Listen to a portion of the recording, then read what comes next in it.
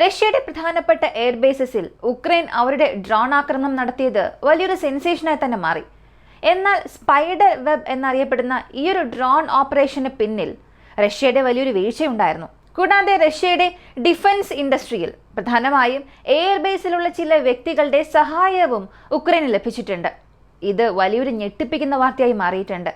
ഇത് റഷ്യയ്ക്കുള്ള ഒരു മുന്നറിയിപ്പ് മാത്രം അല്ല, ആഗോളതലത്തിലുള്ള പ്രധാനപ്പെട്ട സൈനിക പവേഴ്സിന് അമേരിക്ക, ഇസ്രായേൽ, ഇന്ത്യ, ചൈന തുടങ്ങിയ രാജ്യങ്ങൾക്കെല്ലാം ഇതൊരു വലിയ മുന്നറിയിപ്പായി തന്നെ മാറിയിട്ടുണ്ട്. അങ്ങനെയാണെങ്കിൽ എന്തുകൊണ്ട് റഷ്യ അവരുടെ ബോംബേഴ്സിനെ ഇങ്ങനെ ഓപ്പൺ സ്പേസിൽ ഇത്രയേറെ യൂണിറ്റ്സിന് നിർത്തിവെച്ചു? ഇതിനുള്ള ഉത്തരം ഈ ഒരു വീഡിയോയിലൂടെ നിങ്ങൾക്ക് വിശദമായി അറിയാം.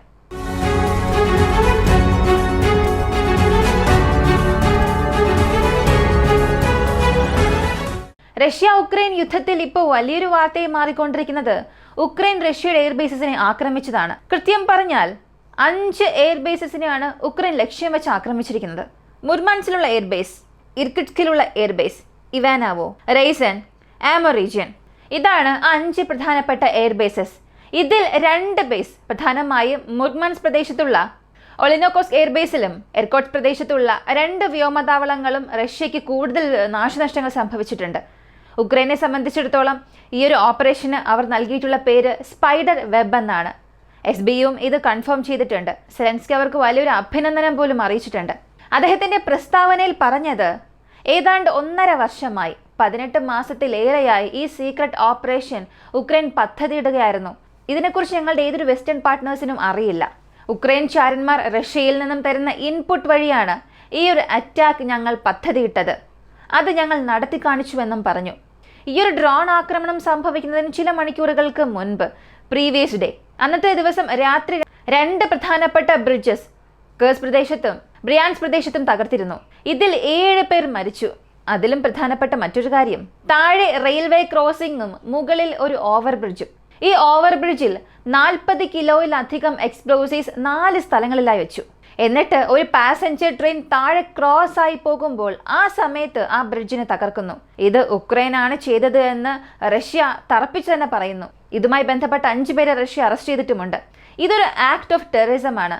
നിങ്ങൾ ആ ബ്രിഡ്ജിനെ ഡാമേജ് ചെയ്യണം, അല്ലെങ്കിൽ റഷ്യയുടെ മറ്റേതെങ്കിലും മിലിറ്ററിക്ക് വേണ്ടി കാർഗോ കൊണ്ടുപോകുന്ന ട്രെയിനെ ആക്രമിച്ചിരുന്നെങ്കിൽ ഇത് ആക്ട് ഓഫ് ടെററിസമായി കൺസിഡർ ചെയ്യില്ല. എന്നാൽ കൃത്യം ആ പാസഞ്ചർ ട്രെയിൻ ക്രോസ് ആകുമ്പോൾ ആ ഒരു ബ്രിഡ്ജിനെ പൊട്ടിത്തെറിപ്പിച്ചു. റിമോട്ട് കൺട്രോൾഡ് ഡിവൈസ് വഴിയാണ് പൊട്ടിത്തെറിപ്പിച്ചത്. ആ ട്രെയിൻ ക്രോസ് ആകുന്ന ടൈമിൽ ഇത് പൊട്ടിത്തെറിച്ചത് കൊണ്ട് തന്നെ 7 പേർ മരിച്ചു. അതിൽ 2 ചെറിയ കുഞ്ഞുങ്ങളാണ്.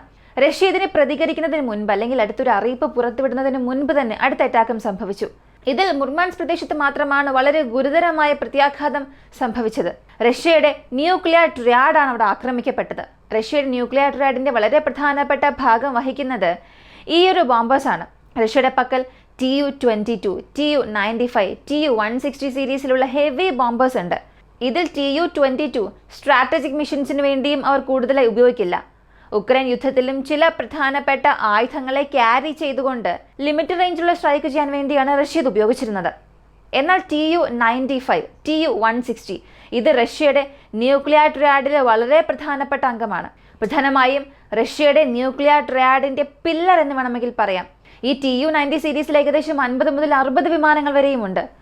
ഇപ്പോൾ മൊത്തത്തിൽ അവിടെ എത്രത്തോളം നഷ്ടം സംഭവിച്ചു എന്ന് നോക്കിയാൽ 8 ബോംബേഴ്സോളം റഷ്യയ്ക്ക് നഷ്ടമായി എന്നും പറയുന്നുണ്ട്. അതിൽ 4 കൺഫേം ചെയ്തിട്ടുണ്ട്. അതായത് അവയൊന്നും പൂർണ്ണമായും ഇതിനുശേഷം റിപ്പയർ ചെയ്യാനേ സാധിക്കില്ല. ഈ 4 എയർക്രാഫ്റ്റ്സും ഇനി ഒന്നും ചെയ്യാൻ കഴിയില്ല എന്ന രീതിയിൽ നശിച്ചിട്ടുണ്ട്. വീണ്ടും ഒരു 4 എണ്ണം ഹെവിലി ഡാമേജ് സംഭവിച്ചു എന്നും പറയുന്നു. മൊത്തത്തിൽ ഈ എയർക്രാഫ്റ്റിന്റെ ലോസ് മാത്രം നോക്കുകയാണെങ്കിൽ 40ൽ കൂടുതലുണ്ടാകാമെന്നും പറയുന്നു. Tu-95 ബോംബേഴ്സിന്റെ കണക്ക് ഇത്രയൊക്കെയാണ് പറയുന്നത്. ഇത് റഷ്യയുടെ വാർ ബ്ലോഗേഴ്സ് തന്നെ കൺഫേം ചെയ്തു. ഒഫീഷ്യൽ സ്റ്റേറ്റ്മെന്റിന് വേണ്ടി കാത്തിരിക്കുകയാണ്. റഷ്യ ഈ ഒരു ആക്രമണം സ്ഥിരീകരിച്ചു എന്നതല്ലാതെ ലോസസിനെ കുറിച്ചൊന്നും ഇതുവരെ പറഞ്ഞിട്ടില്ല. മൊത്തത്തിൽ ഒരു 40 എയർക്രാഫ്റ്റ് ലോസ് റഷ്യയ്ക്ക് ഇവിടെ സംഭവിച്ചിട്ടുണ്ട്. സത്യത്തിൽ ഇത് റഷ്യയ്ക്ക് വലിയൊരു തിരിച്ചടിയായി തന്നെ മാറിയിട്ടുണ്ട്. അവരുടെ മുഴുവൻ ബോംബർ ഫ്ലീറ്റിലെ 35% ഈ ഒറ്റ സ്ട്രൈക്കിൽ നഷ്ടപ്പെടുത്തി. ഇതിനകം നമ്മൾ പറഞ്ഞതുപോലെ ഇതൊരു Russian version of Pearl Harbor അറ്റാക്കാണ്. പക്ഷേ ഇത് അതിലും ഗുരുതരമായ ഒരു സിവിയർ ഇംപ്ലിക്കേഷൻ നൽകിയിട്ടുണ്ട്. അപ്പോൾ ഇത്രത്തോളം ഒരു വലിയ ബോംബർ ഫ്ലീറ്റിനെ തന്നെ റഷ്യ നഷ്ടപ്പെടുത്തി. ഇതൊന്നും അവർ ഒരല്പം പോലും ഊഹിച്ചിട്ടേ ഉണ്ടാവുകയില്ല. ഈ മുർമാൻസ് ബേസ് കൂടാതെ സൈബീരിയയിലുള്ള ഈ ബേസ് എല്ലാം ആയിരക്കണക്കിന് കിലോമീറ്റർ അകലെയുള്ള പ്രദേശങ്ങളാണ്. ഉക്രൈൻ ഇങ്ങനെ ചെയ്തു എന്നുള്ളത് റഷ്യ കൊണ്ട് ഇപ്പോഴും അംഗീകരിക്കാൻ സാധിച്ചിട്ടില്ല. അത്രത്തോളം സീക്രട്ടായ ഒരു ഓപ്പറേഷനാണ് ചെയ്തത്. ഇതിന് പുറകിൽ ഉക്രൈൻ ഒരുപാട് ആവശ്യമില്ലാത്ത കാര്യങ്ങളും ചെയ്തിട്ടുണ്ട്. റെഡിമെയ്ഡ് കമ്പാർട്ട്മെന്റ്സ് കൊണ്ടുപോകുന്നു എന്ന പേരിൽ ഓരോ ഡ്രോൺസിനെയും ഈ കമ്പാർട്ട്മെന്റിലാണ് കൊണ്ടുവന്നത്. ഏകദേശം 117ഓളം ഡ്രോൺസ് ഉപയോഗിച്ചിട്ടുണ്ട്.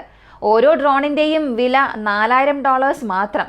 UG സീരീസിലുള്ളതിൻ്റെയൊക്കെ മാക്സിമം $4000. ഇങ്ങനെ 117 ഡ്രോൺസ് ഉപയോഗിച്ച് അത്രയും വലിയൊരു ബോംബർ ഫ്ലീറ്റിനെ തന്നെ നശിപ്പിച്ചു. ഇതാണ് റഷ്യയെ കൊണ്ട് ഒരിക്കലും അംഗീകരിക്കാൻ കഴിയാത്തത്. ലോകത്തിലെ എല്ലാ മാധ്യമങ്ങളും, സ്കൈ ന്യൂസിന്റെ ആങ്കേഴ്സ് എല്ലാം വളരെ സന്തോഷത്തിലാണ് ഈ വാർത്തയെല്ലാം പറയുന്നത്. ആ ലൈവ് കവറേജിൽ തന്നെ അവർ സംസാരിക്കുമ്പോൾ റഷ്യക്ക് ഇത്രയേറെ ബോംബേഴ്സ് നഷ്ടപ്പെട്ടു, അത്രത്തോളം സന്തോഷത്തോടു കൂടി സംസാരിക്കുന്നു. അപ്പോൾ ഇതിൻ്റെ സീരിയസ്നെസ് എത്രത്തോളം ഉണ്ടെന്ന് നിങ്ങൾക്ക് മനസ്സിലായിട്ടുണ്ടാകും. വെസ്റ്റേൺ മീഡിയാസ് പലരും ഇതിപ്പോൾ സെലിബ്രേറ്റ് ചെയ്യാൻ തുടങ്ങിയിട്ടുണ്ട്. എന്നാൽ റഷ്യയുടെ റിവഞ്ചിന് തീർച്ചയായും ഗുരുതരമായിരിക്കും. റഷ്യയുടെ ന്യൂക്ലിയർ ട്രയഡിനെ ആക്രമിക്കുക എന്നത് ഒരു സാധാരണ കാര്യമേ അല്ല. ചില സ്ഥലങ്ങളിൽ സബ്മറൈൻ ഫ്ലീറ്റിനെതിരെയുള്ള ആക്രമണ ശ്രമം ഉക്രൈൻ ചെയ്യാൻ ശ്രമിച്ചതായും അതിനെ തടസ്സപ്പെടുത്തിയെന്നുള്ള വാർത്തകളും പുറത്തു വന്നിട്ടുണ്ട്. പ്രധാനമായും സെനാഡ പ്രദേശത്ത് റഷ്യയുടെ പ്രധാനപ്പെട്ട ഒരു ബേസ് ഉണ്ട്. അവിടെയും ഉക്രൈൻ ഇതുപോലൊരു ഓപ്പറേഷൻ ചെയ്യാൻ പദ്ധതിയിട്ടു. എന്നാൽ റഷ്യ ഇത് പ്രതിരോധിക്കുകയും ചെയ്തു എന്ന വാർത്ത വന്നിട്ടുണ്ട്. പക്ഷെ ഇത് കൺഫേം ചെയ്തിട്ടില്ല. ഇപ്പോൾ വാർ ബ്ലോഗേഴ്സ് ഇങ്ങനെയുള്ള ചെറിയ ചെറിയ വാർത്തകൾ റിപ്പോർട്ട് ചെയ്യാൻ തുടങ്ങിയിട്ടുണ്ട്. അടുത്ത ചില ദിവസത്തിൽ ഇതിനെക്കുറിച്ച് നമുക്ക് അറിയാൻ കഴിയും. അപ്പോൾ ഉക്രൈൻ ഈ ഒരു ഓപ്പറേഷൻ ചെയ്ത രീതി, FPV ഡ്രോൺസ് ഉപയോഗിച്ച രീതി, ഇതൊക്കെ കാണുമ്പോൾ തന്നെ ഈ ഡ്രോൺ വാർഫെയറിന്റെ ഇമ്പോർട്ടൻസ് മനസ്സിലാകും. ഇതിനു മുൻപ് ഉക്രൈൻ ചെയ്തതെല്ലാം FPV ഡ്രോൺസ് ഉപയോഗിച്ചല്ല. അവസാനമായി റഷ്യയുടെ ബോംബർ ഫ്ലീറ്റിനെതിരെ ഉക്രൈൻ ചെയ്ത സ്ട്രൈക്കിൽ Tu-22 ബോംബർ പൂർണ്ണമായി നശിച്ചിരുന്നു. ഇതുപോലെ FPV ഡ്രോൺസ് അല്ല, ചെറിയ ചെറിയ ഡ്രോൺസ്, സാധാരണ റിമോട്ട് കൺട്രോൾഡ് ഡ്രോൺസ് ഒക്കെ കൊണ്ടുവന്ന് അവിടെ സ്ട്രൈക്ക് ചെയ്തു.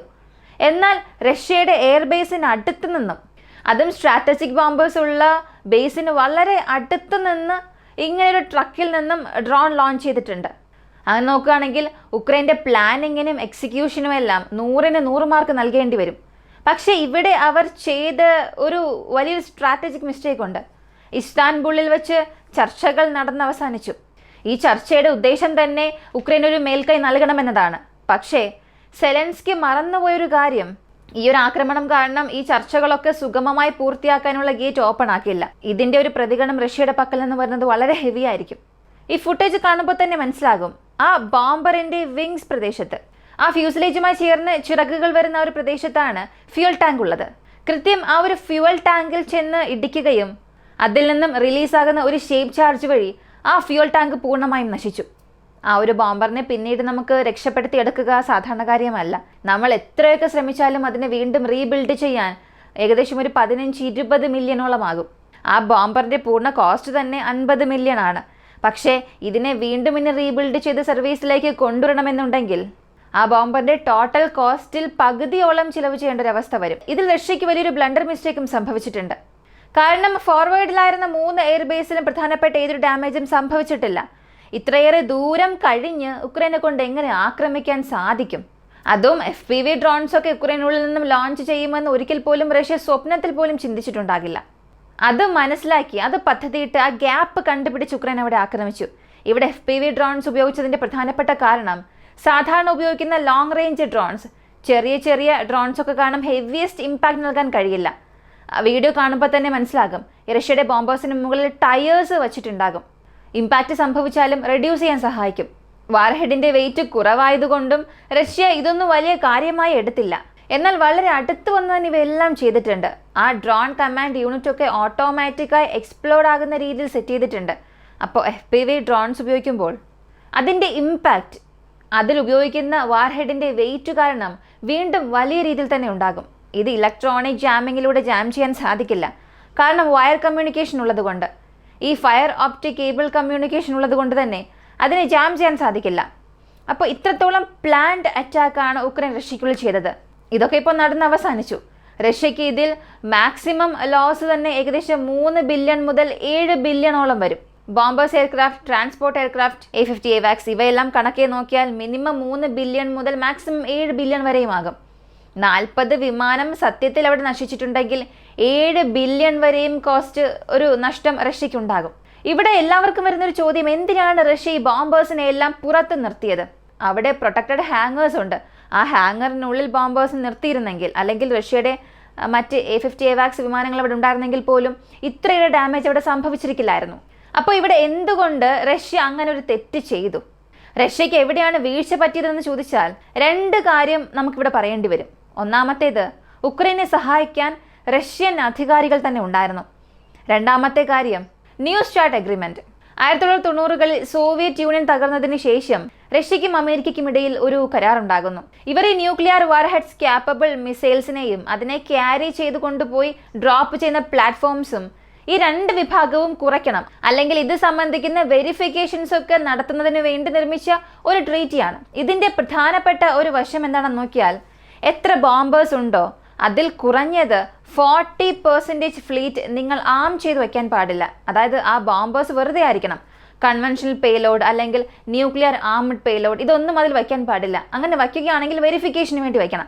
ഇങ്ങനെ വയ്ക്കുന്ന ബോംബേഴ്സ് ഓപ്പൺ സ്പേസിൽ മാത്രമേ പാർക്ക് ചെയ്യാൻ പാടുള്ളൂ. ഇത്ര ബേസിൽ ഇത്ര ബോംബേഴ്സ് ഉണ്ടെന്ന വാർത്ത 2 വിഭാഗവും ഷെയർ ചെയ്യണം. ഇതാണ് ന്യൂ സ്റ്റാർട്ട് ട്രീറ്റിയുടെ പ്രധാനപ്പെട്ട ഒരു ഹൈലൈറ്റ്. അപ്പോൾ അമേരിക്കയുടെ ബോംബേഴ്സ് എവിടെയെല്ലാം ഉണ്ടെന്ന ഡേറ്റ അമേരിക്ക തന്നെ റഷ്യയ്ക്ക് പറഞ്ഞു കൊടുക്കണം. റഷ്യയുടെ ബോംബേഴ്സ് എവിടെയെല്ലാം ഉണ്ടെന്ന ഡേറ്റ, അതിൽ ഏത് തരത്തിലുള്ള പേലോഡ് വെച്ചിട്ടുണ്ട്, ഇതെല്ലാം റഷ്യയും അമേരിക്കയോട് പറയണം. ഈ കാരണത്താൽ മാത്രമാണ് ഇത്രയേറെ ബോംബേഴ്സ് റഷ്യ അവിടെ ഓപ്പൺലി പാർക്ക് ചെയ്തത്, അതും കൺവെൻഷണൽ പേലോഡോടുകൂടി. ഇത് ഉക്രൈന് എളുപ്പമുള്ള ലക്ഷ്യമായി തന്നെ മാറി. പക്ഷെ ഇവിടെ റഷ്യയുടെ ഭാഗത്തുനിന്നും ഒരുപാട് സോഴ്സിലേക്ക് സംഭവിച്ചിട്ടുണ്ട്. ഇവിടെ മിസൈൽസ് ഉണ്ട്, ഇവിടെയെല്ലാം ബോംബേഴ്സ് ഉണ്ട്, ഇവയെല്ലാം ഫ്യൂൽ ഡെപ്പോസ് ഉണ്ടെന്നുള്ളതെല്ലാം ഉക്രൈനിലേക്ക് വിവരം പോയിട്ടുണ്ട്. അപ്പോൾ റഷ്യ ഇവിടെ വീണ്ടും വളരെയേറെ ശ്രദ്ധിക്കേണ്ട ഒരു ആവശ്യത്തിലേക്ക് തള്ളപ്പെട്ടിരിക്കുകയാണ്. എന്നാൽ ഇതൊന്നും ഉക്രൈൻ യുദ്ധം അത്ര പെട്ടെന്ന് അവസാനിപ്പിക്കാൻ അനുവദിക്കില്ല. ഒരു പ്രതികരണം നൽകുകയാണ്, നമ്മളൊരു മുൻകൈ എടുക്കുകയാണെങ്കിൽ അതിൻ്റെ ഒരു പ്രതികരണം തിരികെ വരുമ്പോൾ അവ ഫേസ് ചെയ്യേണ്ട ധൈര്യവും നേരിടാനുള്ള ഒരു കഴിവും ഉണ്ടാകണം. പക്ഷേ ഉക്രൈൻ ഇപ്പോൾ ആക്രമിച്ചു, തിരിച്ച് ഓഷ്യനിക് മിസൈൽ ഉപയോഗിക്കണമെന്നുള്ള ആവശ്യങ്ങളെല്ലാം റഷ്യൻ ജനങ്ങളിൽ ഉയരാൻ തുടങ്ങിയിട്ടുണ്ട്. അപ്പോൾ റഷ്യ റിയാക്ട് ചെയ്യുമ്പോൾ ഈ സംസാരിക്കുന്നവരൊക്കെ ഇതുപോലെ തന്നെ സംസാരിക്കുമോ എന്നറിയില്ല. ബോറിസ് ജോൺസന്റെ ട്വീറ്റ് ഒക്കെ എടുത്ത് നോക്കിയാൽ അദ്ദേഹം സെലിബ്രേറ്റ് ചെയ്യുകയാണ്. റഷ്യ ആക്രമിച്ചു, റഷ്യയുടെ ഇത്ര ബോംബേഴ്സിനെ നശിപ്പിച്ചു, ഇമോജീസ് ഒക്കെ നൽകി അദ്ദേഹം വളരെ സെലിബ്രേറ്റ് ചെയ്യുകയാണ്. അങ്ങനെയാണെങ്കിൽ അടുത്ത തവണ റഷ്യ ഉക്രൈന് നേരെ ഒരു ആക്രമണം നടത്തുമ്പോൾ ഇദ്ദേഹം എന്ത് പറയും എന്നുള്ളത് നിങ്ങൾ നോക്കുക. റഷ്യയുടെ ഒരു വലിയ വീഴ്ച ഇവിടെ തീർച്ചയായും സംഭവിച്ചിട്ടുണ്ട്. റഷ്യയുടെ ചാര സംഘടന ഒരുപാട് ഇൻഫർമേഷൻസ് ഗ്യാദർ ചെയ്യാൻ അവിടെ വിട്ടുപോയി. ഇതിനവർ വലിയ വിലയും നൽകി. ഇതിനുശേഷം റഷ്യ ഉക്രൈൻ യുദ്ധത്തിൽ എന്ത് സംഭവിക്കും എന്നുള്ളതൊക്കെ നമ്മെ വല്ലാതെ അത്ഭുതപ്പെടുന്ന കാര്യങ്ങളായിരിക്കും. എന്തായാലും കാത്തിരുന്ന് തന്നെ കാണാം എന്ത് സംഭവിക്കുമെന്ന്. ഈ ഒരു വീഡിയോയെക്കുറിച്ചുള്ള നിങ്ങളുടെ അഭിപ്രായം എന്താണ്? റഷ്യ ഒരു വലിയ തെറ്റ് ചെയ്തിട്ടുണ്ട്. ഉക്രൈന് ഒരു ഗ്രീൻ സിഗ്നൽ അവർ തന്നെ നൽകിയിട്ടുണ്ട്. ഇത് ഉക്രൈൻ ഇപ്പോൾ കൃത്യമായി ഉപയോഗിച്ച് റഷ്യയും ആക്രമിച്ചു. എന്നാൽ വീണ്ടും റഷ്യ ആക്രമിക്കുമ്പോൾ ഉക്രൈൻ അലറി നിലവിളിക്കും. ഉക്രൈനുമായി ചേർന്ന് മുഴുവൻ വെസ്റ്റേൺ കൺട്രീസും റഷ്യക്കെതിരെയുള്ള പ്രൊപ്പഗണ്ട ന്യൂസ് പടർത്തും. ഈ ഒരു വീഡിയോയെക്കുറിച്ചുള്ള നിങ്ങളുടെ അഭിപ്രായം എന്താണെന്നുള്ളത് കമന്റിൽ പറയുക. കൂടുതൽ അപ്ഡേറ്റ്സിനായി വോയിസ് ഓഫ് ഇന്ത്യ നമ്മുടെ ചാനൽ സബ്സ്ക്രൈബ് ചെയ്യുക. മറ്റൊരു വീഡിയോയുമായി വീണ്ടും കാണാം.